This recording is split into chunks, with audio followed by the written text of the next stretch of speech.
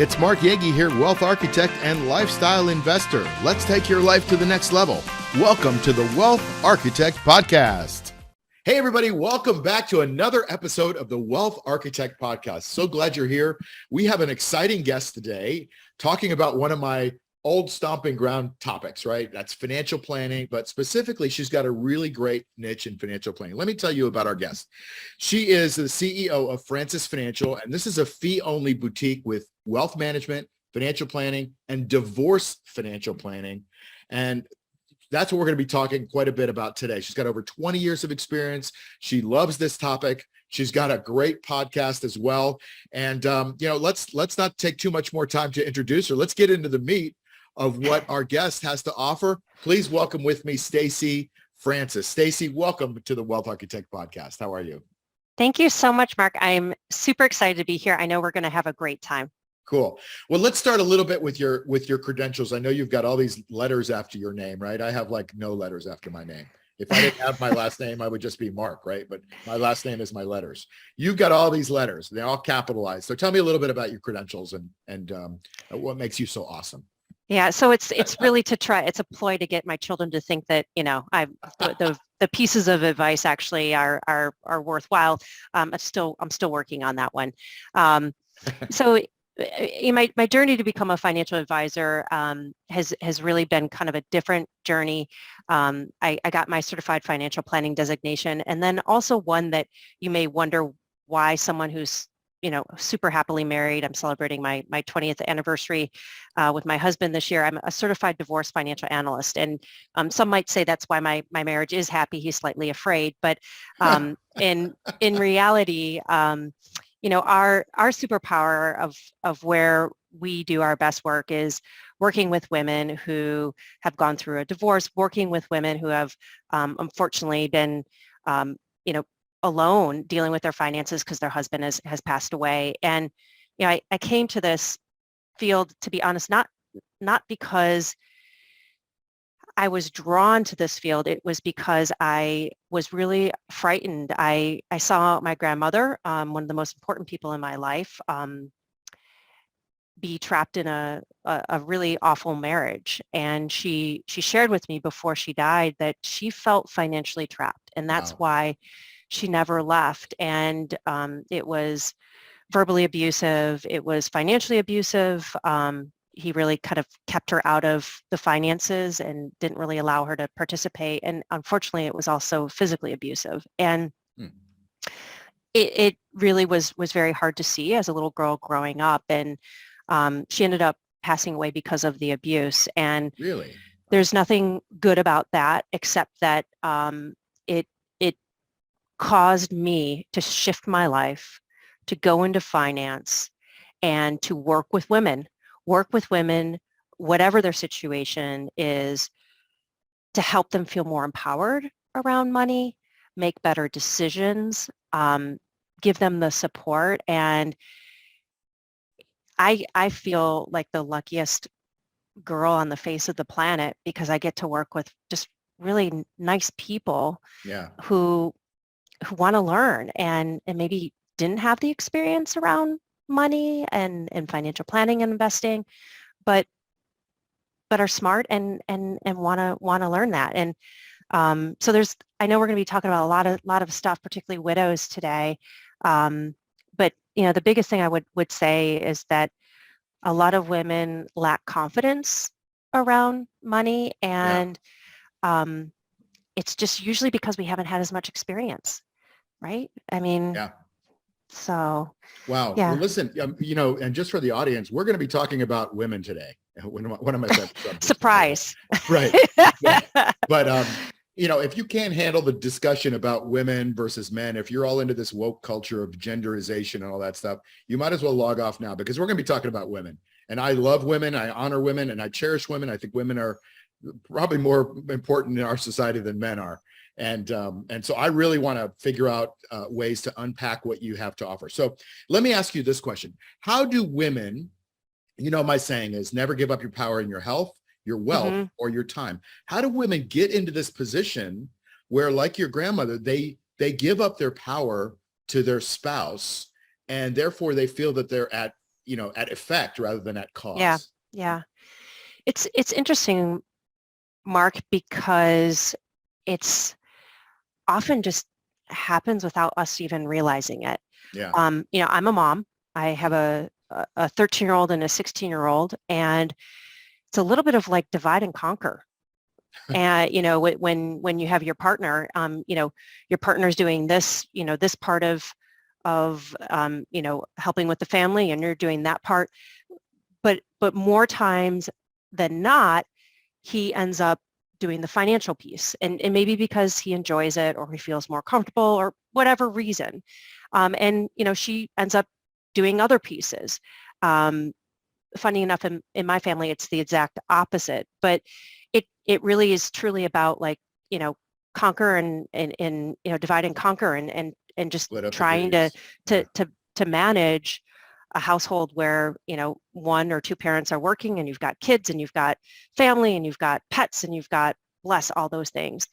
Do you think, sorry to interrupt, I just want to say, do you think it's the programming that our society gives to women that they are not mathematically inclined or science inclined? There's that whole math science thing where women kind of don't gravitate to those topics and those subjects. Is that programming? I mean, it seems to me maybe it is. I don't know. Yeah, and it shows up a couple different ways. We host something called money circles, which are just fascinating, where a group of women, we get together online or, in person, 10, 15 of us, and we talk about our money history. And it's not true of everyone, but for a lot of women, money wasn't really spoken about, or it was they saw their father dealing with all the money.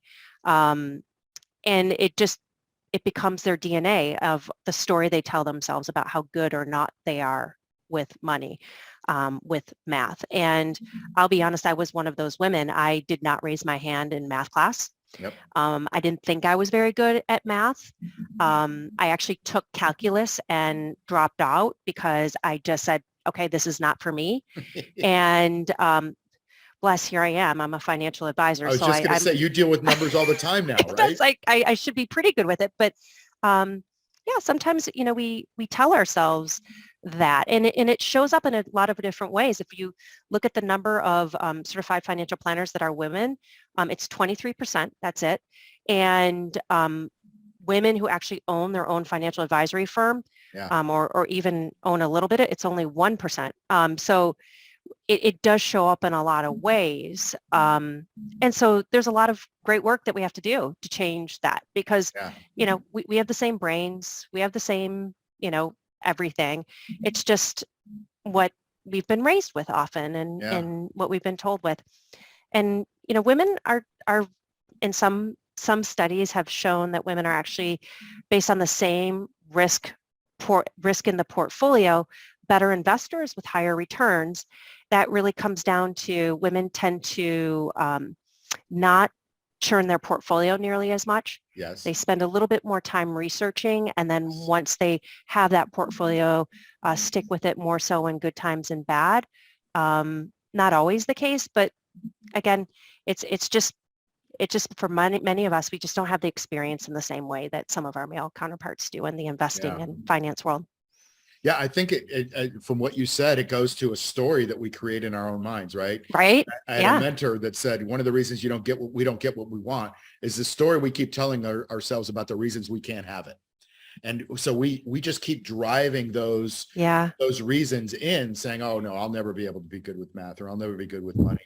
And I have to tell you, I've been, in the stock market and investing for 45 years, mostly in the stock market. And I can tell you, guys are at a disadvantage. Now, I'm going to stereotype this again, but, we don't like to ask for directions, right? We don't like to admit we're wrong, those kinds of stereotypes. But in the stock market, if you don't admit you're wrong, you end up hanging on to a loser, sometimes forever. And sometimes you just have to admit you're wrong. Like 50% of the people, when they buy a stock, are right, and 50% are wrong at that exact moment. There's a buyer and seller. It's what you do after it. And women are what I've realized is I think women are better investors than men in the stock market because, like you said, they do a little bit more research, and they're not willing to crawl into that hole and say, no, I'm right. If they're wrong, they'll admit it and move on and learn from that experience. So that I kind of agree with you on that. So yeah, let's kind of start talking about, what transformations can happen and why those transformations and how they happen with women that, are all of a sudden in a position where maybe they didn't know anything or very little, because we don't teach it in our schools at all, about, what we can do in finances. And all of a sudden they have to run a household. Maybe it's with the kids still there, but certainly the husband's not there, the spouse isn't there, they've gone through a divorce, or the husband's unfortunately passed away. So what happens? What transformations take place, and how do those take place?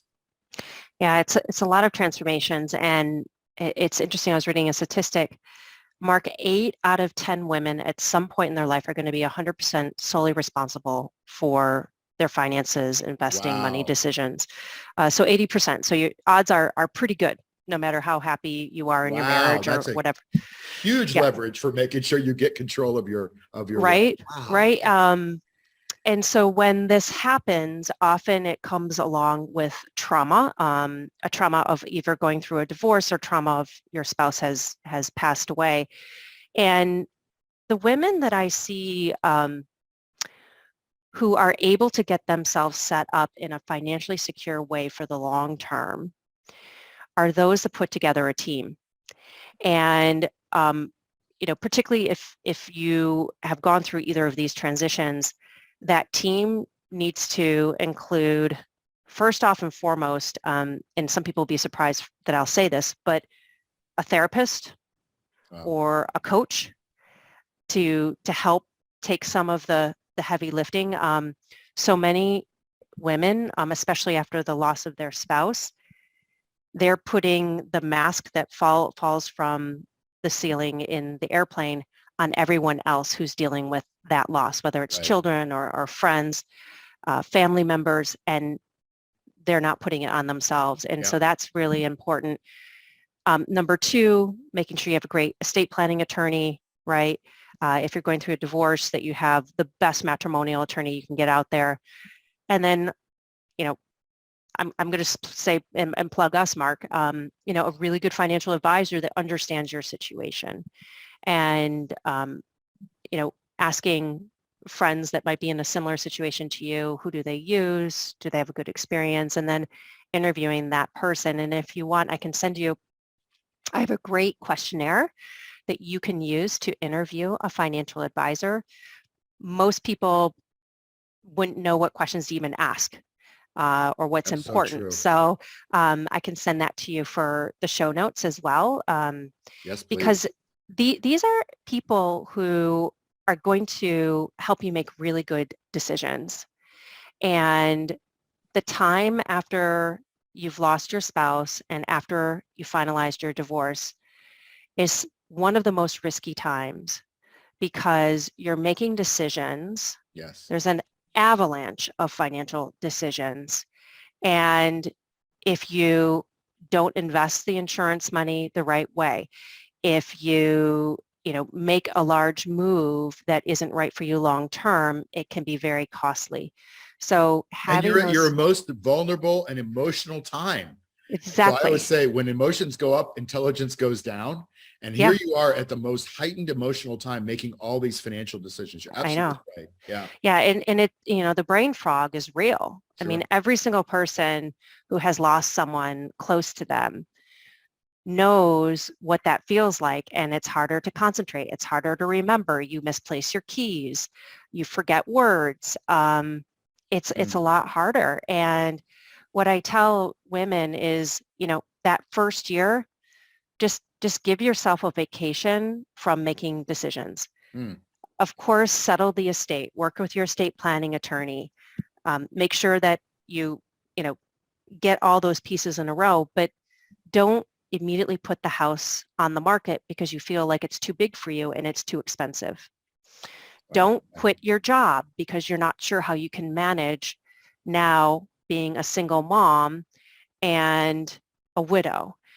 Yeah. Give yourself some time and some space so that you can take a step back, and then when you're in a better place, make those decisions.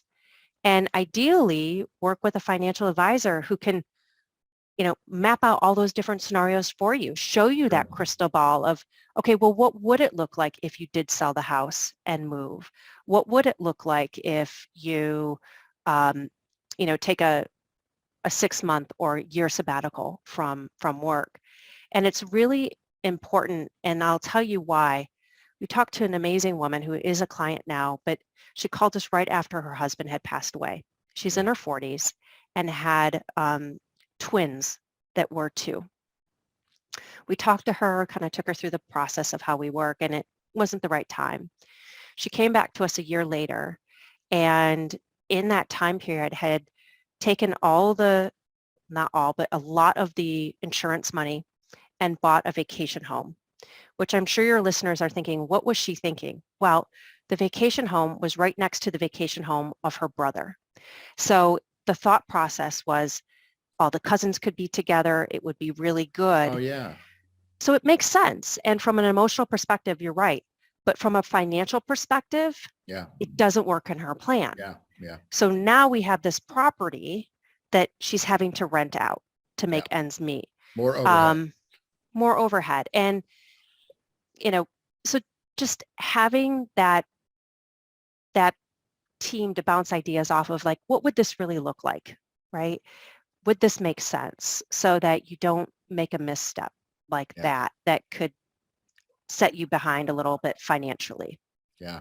And most people get sucked into some of I'm going to criticize our field, but some of the Wall Street gobbledygook that we're programmed with, because I'm a big believer that we're programmed with a lot of junk.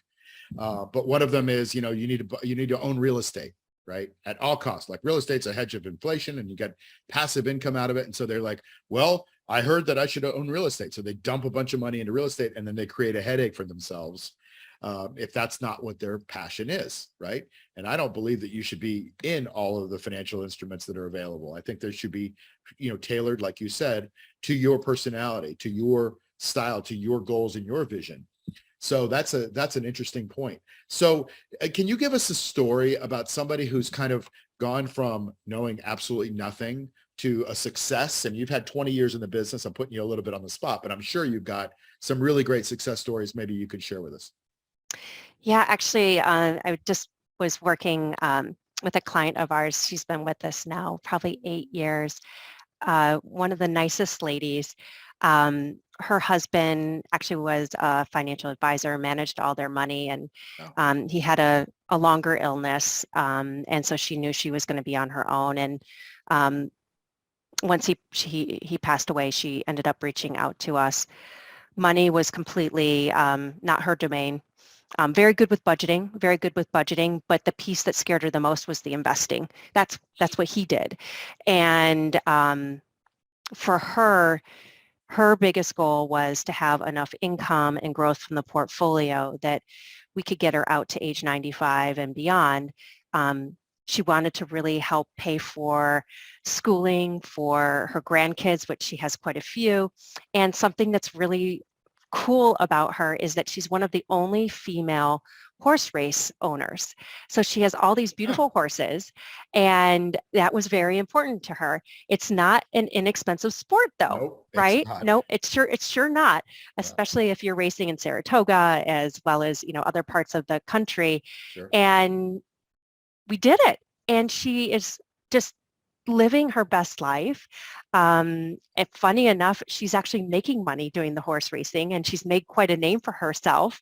Loves her horses, loves her life, able to help her grandkids. And, it took her some time to feel comfortable with the stock market. Yeah.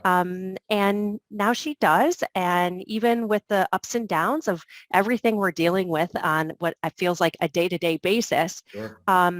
She's able to see the long term and that we're on track. And it's just, it's what's most important. It's more than money. Yes, money's important, right?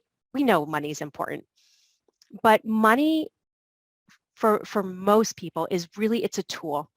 Yeah. It's a tool that allows us to have options in our life and allows us to live our life a certain way, to be able to help, the people we love, the organizations that we love. And so she was someone that just had no part of the finances. And it's been really wonderful. And it takes time too. I mean, it wasn't like that the first year. We met a lot and, had a lot of conversations.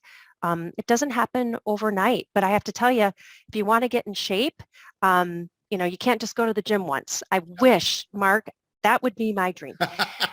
That would be my dream. All of everybody's dream, right? Right. But it happens over time. And I always liken it to the first time, and I don't know if you remember this, that you drove a car and how nervous and scary that was. And now you jump in the driver's seat of a car, you don't think about it, right? Nope. And it's the same thing. It took you some time, took me some time. Now I can drive in New York City like, I remember the first time driving in New York City. Holy wow. I moved there from the Midwest. I grew up in Michigan, went to college in Vermont, and then moved to New York City. And wow, now I can drive like no problems, but it takes a little bit of time. And it's the same thing with finances. Well, I want to honor you for something, because as soon as I asked you that question about a story, your face totally lit up. Right. It was just you. So obviously you love what you do. I can see, how it could be a negative thing, people dying, people getting divorced, those kinds of things. Those are tough things, tough origins, right? But you've birthed through those origins, and you now get to kind of glom onto those success stories that you get to build. So that's a very rewarding thing. And I can see it in your face, and I can hear it in your voice. So I'm kind of giving everybody the benefit of the doubt. If you're not watching on a video, okay. Her face just lit up when she started talking about this client. So I'm sure she's got many, many other stories. So that's really incredible. So let me just recap for everybody if you're driving or you're not taking notes. First of all, Stacy says to build a team. And, this is important. I think you should have people that you trust around you. I have a board of advisors. Some of them are living and some are dead. So, I just kind of go to my advisors and I ask them what they would do. The ones that are living obviously talk a lot more. But she says, get a coach or a therapist. Really important, right? Like it's about the emotions, right? 90% of investing, everybody, is emotional. So if you get a handle on your emotions, you can handle everything else that comes at you. Number two, get a good estate planning attorney or a divorce attorney or whatever, matrimonial, I guess you call it, that kind of attorney. Pretty important to have somebody on your side, on your team that's advocating for you. And number three, get a good financial advisor, a good financial person or persons, right? And Stacy's going to, offer us a questionnaire that you can get in the show notes later on the Wealth Architect podcast show notes. Or I think Stacy's about to give us a resource where you can go and get her book. She's written a book, everybody, by the way, called Financial Planning for Widows. And it's exactly what she does, exactly what she's been talking about. And I have a feeling, like building that team, she's got a lot of tips and experience to be able to give to you. So, Stacy, maybe you could tell us a little bit about that, and we'll send people that way. Yeah, no, there's a wonderful book. It's called Financial Help for Widows. It's a complete resource guide. You can go right onto our website, www.francisfinancial.com. I can also, drop into the show notes a link that takes you right there. It's really helpful. It's got checklists of, what do you need to do in the first month? What do you need to do in the first 6 months? What things can you put off? Then fantastic worksheets with getting on top of what your new spending is going to be. A wonderful worksheet that allows you to really map out what your assets and your liabilities look like, which is a must to have, especially for your estate planning attorney and your financial advisor. Essentially, my reasoning why I wrote this is how many women that come to us that they're so anxious that they're missing something. Sure. They're so anxious that they're making a mistake, and it feels like all these things have to be done immediately. Yeah. And actually that's not the case. There's only a few things, such as, putting in the life insurance claim, letting Social Security know, letting their employer know. There's not that many things that have to be done immediately, but it's like the weight of the world of trying to get this all done right at once. And it doesn't have to be. So there's some great tools as well to make it a little easier. Also, when people ask, how can I help you? Because, at every funeral, every wake, that's what someone will say is, oh my gosh, know that I'm here for you and I can help you. But they don't actually say what they're going to do. So nothing actually happens. So we have some great checklists of things you can get them to do for you. So, nice. Calling and closing, the subscription to this magazine or this magazine, things that are quick and easy. And for a lot of women, what we hear, having to be on the phone and dozens of time explain, my husband died, I need you to do this. It's just soul crushing. And I didn't even think of that. All those little details that do have to take time because they're little financial drains, these little subscriptions, right? It is. Wow. And, and of course there are the bigger things where you need to close credit cards. You need to change the titling and account names. You need to contact Social Security, potentially the Veterans Administration, their employer. You need to roll over the 401k to it's all listed out. But what's great is that there are certain things that can be taken care of by other people. That's great. The cell phone bill gets put in your name, just all those things that take a lot of time that you can get a little bit of help with. I tell our clients, when someone says, can I help you with something, have them write thank you notes for the donations to the charitable organization that you've named or the flowers. Too many women don't do that, and they end up with so many darn casseroles. So much so that they can't eat them all. So, enlisting that help and, also your team is really important. And to be honest, giving individuals something to do is a gift for them because that's one of the ways that we work through grief. We work through grief by helping others. Helping others is what allows us to process that and move to a better place. And so you're actually really giving them a gift to be able to help you. That's beautiful. I want to end on that. I want to give the link out one more time. Could you tell us the link one more time? Yeah, if you just go to www.francisfinancial.com. My last name is Francis, Stacy Francis. I wasn't super creative when I named the firm 20 years ago, but it's stuck. So there we go.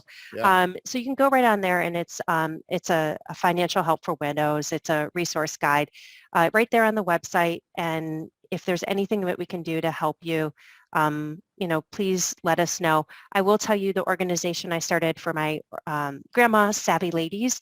If you need advice and you don't necessarily have assets that you could hire a financial advisor, or you feel like you're just not ready for that step, Savvy Ladies has fantastic free resources. It's a 501c3 nonprofit. And be sure to go to that website too. We have a helpline. We have hundreds of TED Talk like videos on everything you could possibly need to know about finance. Cool. Well, this has been a really wonderful interview, at least for me, and hopefully all the listeners and watchers out there, because you do come from that spot of helping, that place of helping.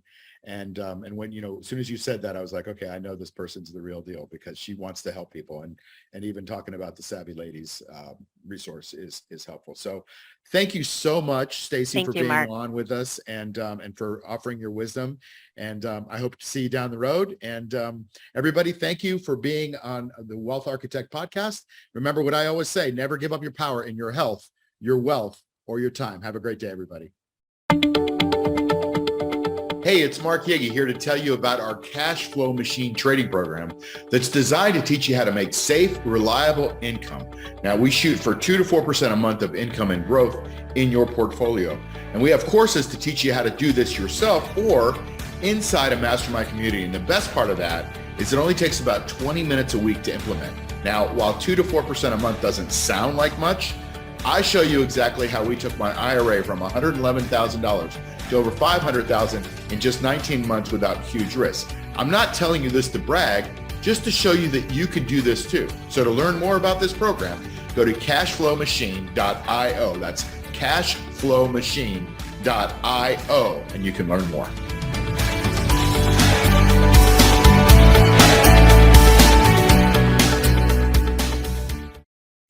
You've been listening to the Wealth Architect Podcast with Mark Yegge. Follow us on iTunes, Spotify, or wherever you get your podcasts. Like and subscribe on YouTube. Share and tell your friends. See you soon.